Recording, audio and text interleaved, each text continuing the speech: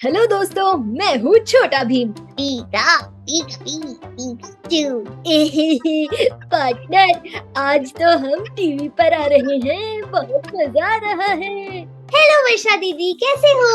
मैं हूँ डोरेमोन। मुझे आपसे मिलके बहुत अच्छा लग रहा है। जब मैं आपसे सच में मिलूंगा तो आपको अपना एक गैजेट दूंगा। मैं 8 साल की थी जब मैंने ऑल इंडिया रेडियो के साथ एज अ चाइल्ड आर्टिस्ट काम करना शुरू किया था। मेरी जिंदगी में आए हो और ऐसे आए हो तुम, जो घुल गया है सांसों में, वो गीत लाए हो तुम।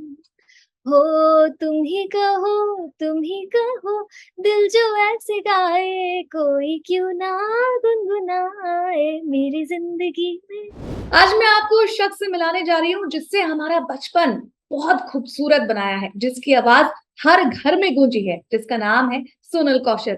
सोनल, आपका बहुत बहुत स्वागत है। Thank you so much. Sonal, आज आप मुझसे किस आवाज में बात करने वाली हैं? जिस आवाज में आप बोलो, बोलो किससे बात करना चाहते हो आप। सो मैं वैसे अगर छोटा। मैं मैं इन सबसे बात करना चाहती हूँ एक्चुअली, क्योंकि मैंने कभी बस आपकी आवाजें सुनी है, मैंने कार्टून्स देखे हैं और मुझे पता नहीं था कि इसके पीछे जो आर्टिस्ट है, जो कलाकार है, वो आप हैं। तो आज जब मुझे चांस मिला रियलिटी में आपसे बात करने का, तो ऑफ कोर्स मैं करना चाहूंगी। बिल्कुल बिल्कुल, आप जिस आवाज में चाहोगे मैं उस आवाज में बोलूंगी आपके लिए। सबसे पहले डोरेमोन। हेलो वर्षा दीदी, कैसे हो? मैं हूँ डोरेमोन। मुझे आपसे मिलके बहुत अच्छा लग रहा है। जब मैं आपसे सच में मिलूंगा तो आपको अपना एक गैजेट दूंगा। Power puff girls. ओहो, आज तो टाउनशिप पर बहुत मुसीबत आ गई है, लेकिन कोई बात नहीं, घबराना मत वर्षा दीदी। अरे, इनमें से आपने बहुत सारे कैरेक्टर्स को आवाज दी है, और इनमें से आपका कौन सा फेवरेट है? एक्चुअली तो मेरे सारे फेवरेट है। हम्म। साथ बताऊं, जैसे जो वॉइस आर्टिस्ट होते हैं, हम लोग जो हैं, हमारे लिए ना एनिमेशन डब करना ज्यादा मुश्किल होता है, क्योंकि उसमें ना बहुत ज्यादा एनर्जी चाहिए, बहुत ज्यादा ओवर द टॉप। मतलब अगर हंस भी रहे तो हम ऐसे नहीं हंस रहे, हम एग्जैजरेट करके ऐसे हंसते हैं। हम्म। तो बहुत ज्यादा एनर्जी लगती है उसके लिए। लेकिन मेरे केस में ना मुझे ऐसा लगता है कि मैं एनिमेशन जब डब करती हूँ तो मुझे ज़्यादा मज़ा आता है। हम्म। मतलब जब हम नॉर्मल कोई फ़िल्म डब कर रहे हैं, एक नॉर्मल एक ह्यूमन को डब कर रहे हैं, तो वो बहुत सिंपल और बहुत आसान होता है, क्योंकि हम अपनी हम्म। आवाज़ में बात करते हैं। पर हम्म। एनिमेशन डब करना मुश्किल होता है, पर मुझे उसमें ज़्यादा मज़ा आता है। हम्म। और एक में से जो कैरेक्टर है वो है डोरेमोन, जो मुझे बहुत सारे बच्चों से जोड़ता है, हम्म। बहुत सारे दिलों से जोड़ता है, और हम्म। बहुत सारे चेहरों पर मुस्कुराहट लेकर आता है, जैसे अभी आप स्माइल कर रहे हो। बिल्कुल। तो इसलिए वो कैरेक्टर एक ऐसा है जो मेरे लिए एक्स्ट्रा स्पेशल है थोड़ा-सा, hmm. Also because that was my first ever character that I dubbed for. तो हम्म। वो मेरे लिए थोड़ा एक्स्ट्रा स्पेशल है, बट वैसे मेरे लिए सारे कैरेक्टर्स ही इक्वली स्पेशल है। हम्म। सोनल, ये जानना चाहूंगी, जब बचपन में हम ऐसे टीवी के सामने बैठकर कार्टून देख रहे थे, तब आप कुछ कमाल कर रही थी, उसके बारे में बताइए। जी। एक्चुअली मैं 8 साल की थी जब मैंने ऑल इंडिया रेडियो के साथ एज़ अ चाइल्ड आर्टिस्ट काम करना शुरू किया था। हम्म। और उसका रीज़न ये है कि मेरी मम्मा ऑल इंडिया रेडियो में अनाउंसर थी। तो वो मुझे लेके गई और उन्होंने ही मुझे एक्चुअली इस पाथ पे डाला और शुरुआत करवाई। तो हम्म। मैं छोटे-छोटे प्रोग्राम्स करती थी, उसमें बच्चों के प्रोग्राम्स होते थे, और मैं दिल्ली से हूँ, तो हम्म। दिल्ली दूरदर्शन में मैंने बहुत सारे शोज़ होस्ट किए। और उसके बाद मेरी मम्मी के पास एक फ़ोन आया कि हमें बच्चों की ज़रूरत है और आपकी बेटी जो है वो वॉइस आर्टिस्ट है, तो आप एक ऑडिशन के लिए लेकर आइए। तो हम्म। मम्मी ने कहा कि किस चीज़ का ऑडिशन है, क्या है? तो उन्होंने कहा डबिंग है। हम्म। अब मम्मी को भी नहीं पता था उस वक़्त कि डबिंग क्या होती है, 2005 की बात है, हम्म। 17 साल पहले। और मुझे तो ख़ैर बिल्कुल ही नहीं पता था, मैं तो 12-13 साल की थी। तो जब मैं वहाँ पे गई, मैंने देखा कि ये प्रोसेस क्या है, समझा, हम्म। और अपना पहला ऑडिशन दिया। मेरा डबिंग का पहला ऑडिशन ही डोरेमोन का ऑडिशन था और मेरा सिलेक्शन हो गया, और इस तरह से मैं डोरेमोन की आवाज़ बन गई हिंदी हम्म। में। हम्म। अच्छा, जब आपने सिलेक्शन के वक्त जो आवाज वहां पर दी थी, क्या वही आवाज आज हम सुनते आ रहे हैं? नहीं, इसके पीछे भी एक बहुत इंटरेस्टिंग कहानी है। हम्म। तो जापानीज़ में जो डोरेमोन की आवाज़ है ना, वो बहुत रोबोटिक है।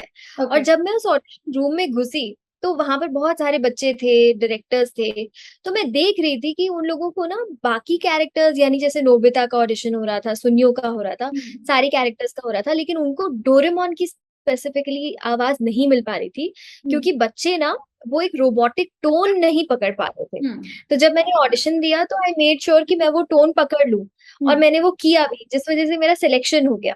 हुँ, लेकिन जब मैं डब करने बैठी, तो क्योंकि मैं छोटी बच्ची थी, मैं हुँ, एक प्यारा-सा बच्चा थी, हुँ, मैं बैठी, तो जब मैं उस आवाज़ को पकड़ने की कोशिश कर रही थी, तो इमोशंस छूट रहे थे। हुँ, जब इमोशंस पकड़ रही थी, तो आवाज़ छूट रही थी।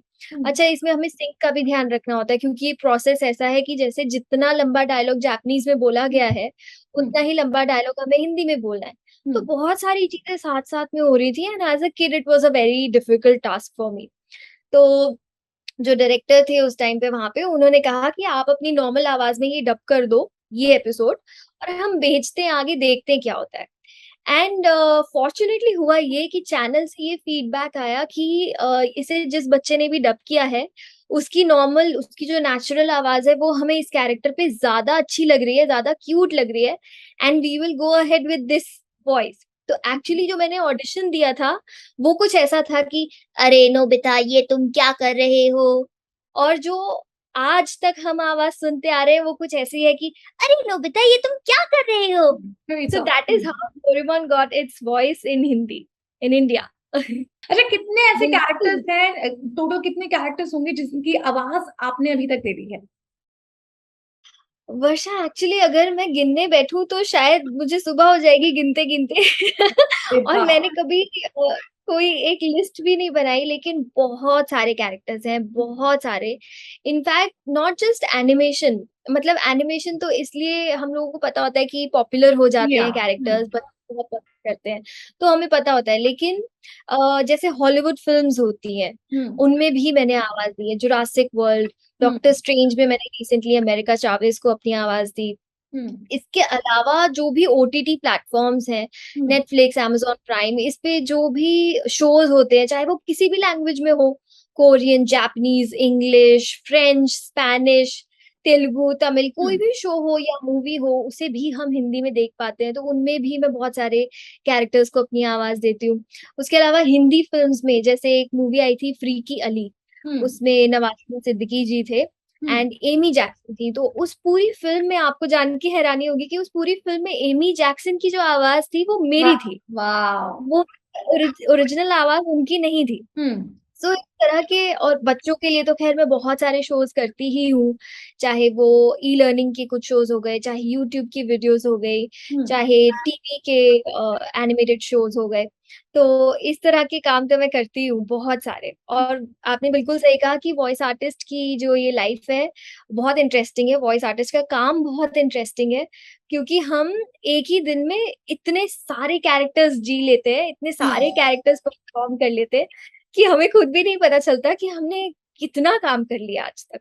हुँ। बट इज़न्ट इट डिफिकल्ट कि एक आवाज़ देने के बाद फिर अब आपको दूसरे के लिए आवाज़ देनी पड़ती है? क्या एक दिन में आप एक ही कैरेक्टर या किसी आर्टिस्ट के लिए वॉइस देती हैं या बहुत सारे डिफरेंट-डिफरेंट आप एक ही दिन में कर लेते हो? तो अगर मैं अपनी बात करूँ तो हुँ, मैं तो सुबह 10-11 बजे काम शुरू करती हूँ और एक बार जब काम शुरू होता है तो वो रात को 10-11 बजे तक चलता है और ऐसा नहीं है एक दिन में कभी-कभी मैं 6-7 रिकॉर्डिंग्स भी करती हूँ। तो हुँ, कम से कम 6-7 कैरेक्टर्स भी मैं परफ़ॉर्म करती हूँ।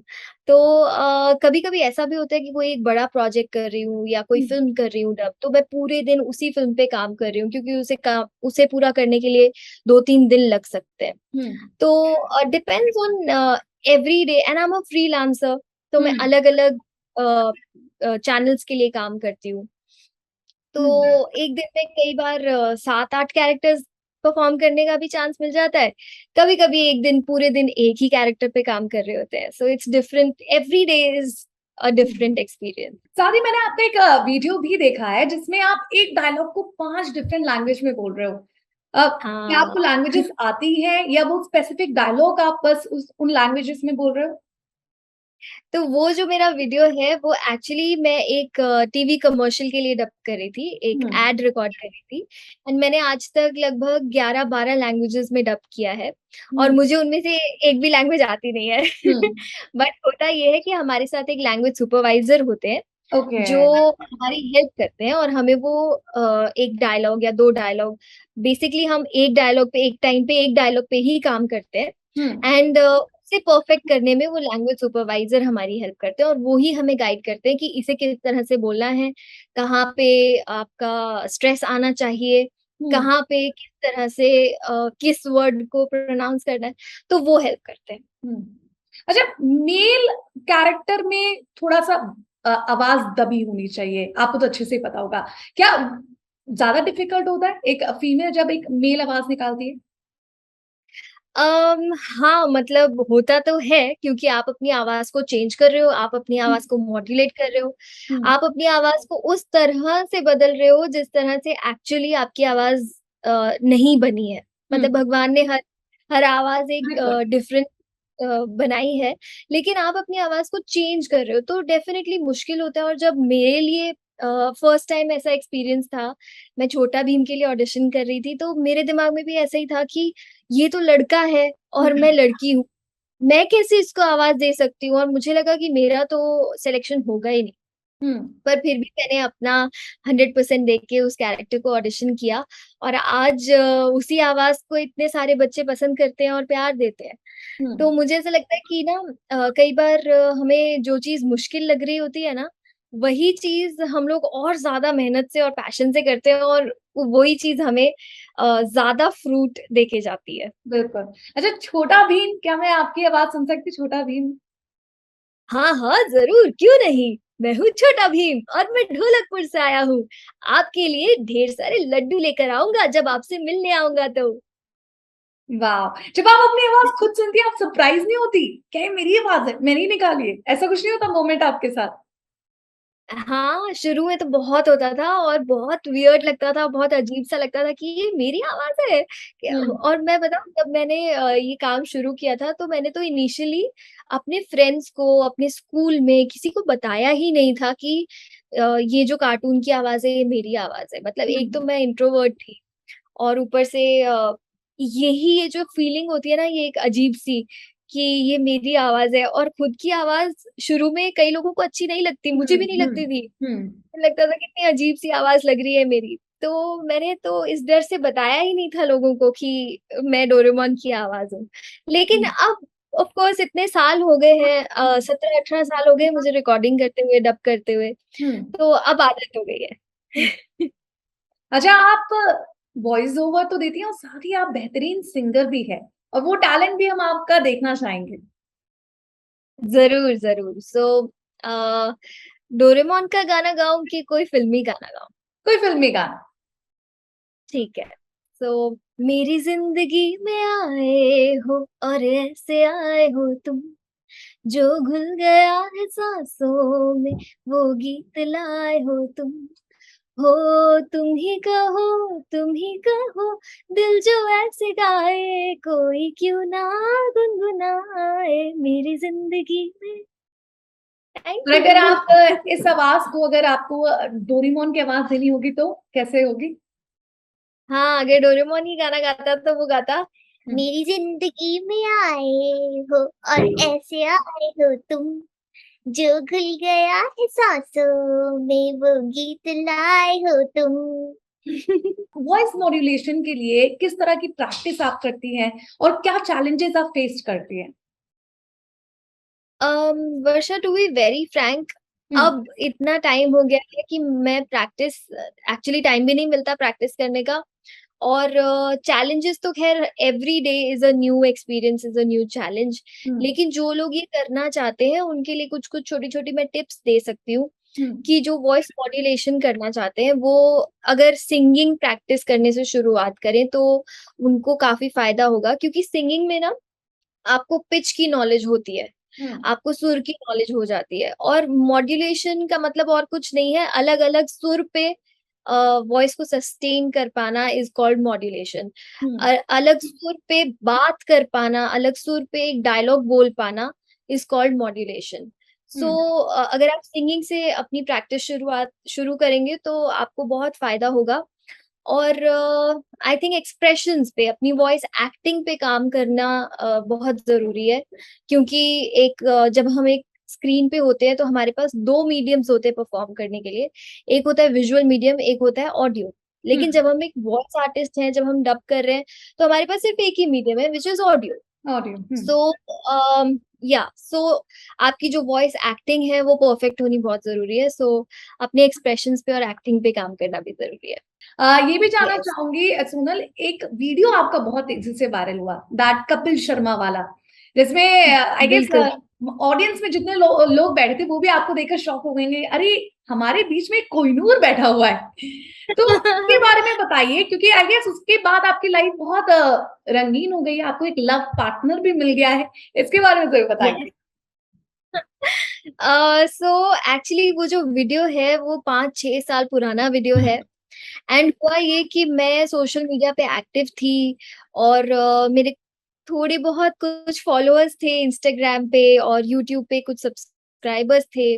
एंड फिर मैं कपिल शर्मा शो में गई अपने मम्मी-पापा को लेके, वो लोग दिल्ली से यहाँ आए हुए थे। हुँ, एंड कपिल शर्मा शो तो सब हर घर में पॉपुलर है और लोग हुँ, पसंद करते हैं। तो मेरे पेरेंट्स को मैं चाहती थी कि मैं उनको लेके जाऊँ और मैं लेकर गई। एंड वहाँ पर मुझे मौका मिला अपने अपना ये टैलेंट दिखाने का। हुँ, सो मैंने दिखाया। एंड उसके बाद सडनली मेरे इंस्टाग्राम पे बहुत सारे डीएम्स आने लगे, मेरे यूट्यूब पे बहुत कमेंट्स आने लगे। हुँ, तो मुझे ऐसा लगा कि अब मैं सबको कैसे एक-एक रिप्लाई करूँ, तो मैंने कहा चलो एक वीडियो बनाते हैं और सबको मैं थैंक यू बोलती हूँ। तो हुँ, मैंने वो वीडियो बनाया, मैं बैठी अपने घर पे और मैंने सबको थैंक यू बोलने के लिए वो वीडियो बनाया और वो वीडियो ऐसे वायरल हुआ, आज येस, शायद उस 50 मिलियन व्यूज़ हैं। हुँ, और आज भी मैं देखती हूँ कि इंस्टाग्राम के कुछ पेजेज़ अगर उस वीडियो का एक छोटा-सा क्लिप लेके अपनी रील्स में डाल देते हैं, तो आज भी वो वीडियो वायरल होता है, हुँ, even after 5-6 years of it being uploaded for the first time. हुँ, तो मुझे ऐसा लगता है कि लोग बहुत प्यार देते हैं, बहुत प्यार से देखते हैं उस वीडियो को और सब लोग सच में बहुत शॉक हो जाते हैं, ये सुन के या ये देख के फर्स्ट टाइम, हुँ, क्योंकि she is the voice of Doraemon and she is the voice of छोटा भीम। हुँ। तो बहुत अच्छा लगता है। ज़रूर। सोनल, आपसे बात करके बहुत अच्छा लगा and really all the best कि आप जो कर रही हैं, लोग बहुत खुश हैं, मैं बहुत खुश हूँ और आपके घर में जो आने वाला नन्हा मेहमान है, वो भी ये देखकर खुश होगा और प्राउड होगा कि मेरी मॉम बेस्ट है। Thank you so much. बहुत सारे लोग मुझे ऐसा बोलते हैं कि अरे! तुम्हारे घर में तो जो बच्चा आएगा वो बहुत लकी होगा क्योंकि उसके घर पे ही सारे कार्टून कैरेक्टर्स हैं। एग्ज़ैक्टली।